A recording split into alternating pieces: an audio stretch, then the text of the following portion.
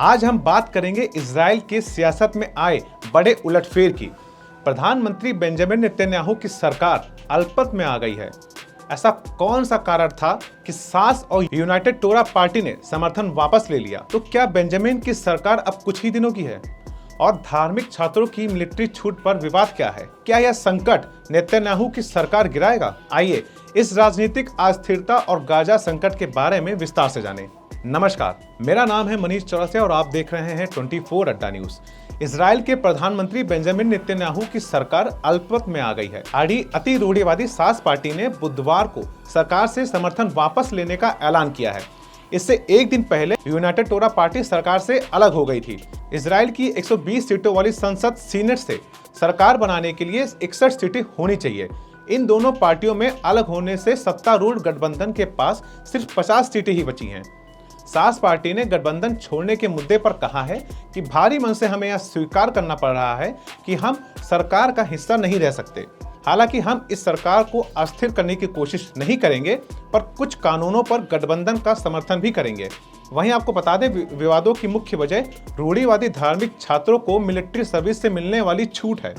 ये छात्र लंबे समय से अनिवार्य मिलिट्री सर्विस से छूट ले रहे हैं। नेतन्याहू सरकार ने हाल ही में इस छूट को सीमित करने के लिए एक बिल पास किया था, जिसकी वजह से सास पार्टी और यूटीजे ने सरकार से अलग होने का फैसला किया।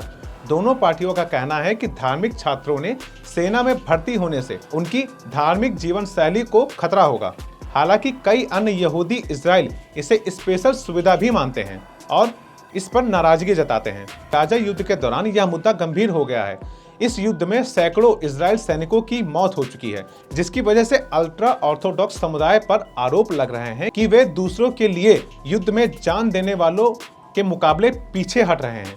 एक्सपर्ट का कहना है कि यह गठबंधन विवाद तुरंत नेतन्याहू की सरकार नहीं गिराएगा। हालांकि यह इजराइल की राजनीति में और अस्थिरता लाएगा, खासकर जब गाजा में युद्ध विराम और लेबनान व सीरिया में चल रहे संघर्ष को लेकर नेता आपस में लड़ रहे हैं। वहीं आपको बता दें कि इजराइल और हमास के बीच युद्ध को जल्द ही 3 साल पूरे होने वाले हैं।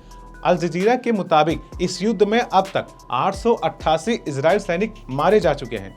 वहीं गाजा के स्वास्थ्य मंत्रालय के मुताबिक अक्टूबर 2023 में शुरू हुए युद्ध के बाद से इजराइल हमलों में गाजा के 58,573 लोग मारे गए हैं और 1,39,607 अन्य घायल हुए हैं। गाजा की मीडिया कार्यकाल जीएमओ ने इजराइल पर आरोप लगाया है कि वह गाजा पट्टी से फिलिस्तीनी आबादी खाली करने की साजिश रच रही है। ऑफिस ने कहा कि इजराइल सेना जबरन बेदखली, बमबारी और सहायता रोककर गाजा को तबाह कर रही है या नरसंहार है। वहीं जीएमओ ने दावा किया है कि गाजा का 70% से ज्यादा बिल्डिंग तबाह हो चुकी है और 19 लाख लगभग 85% आबादी बेघर हो गई है।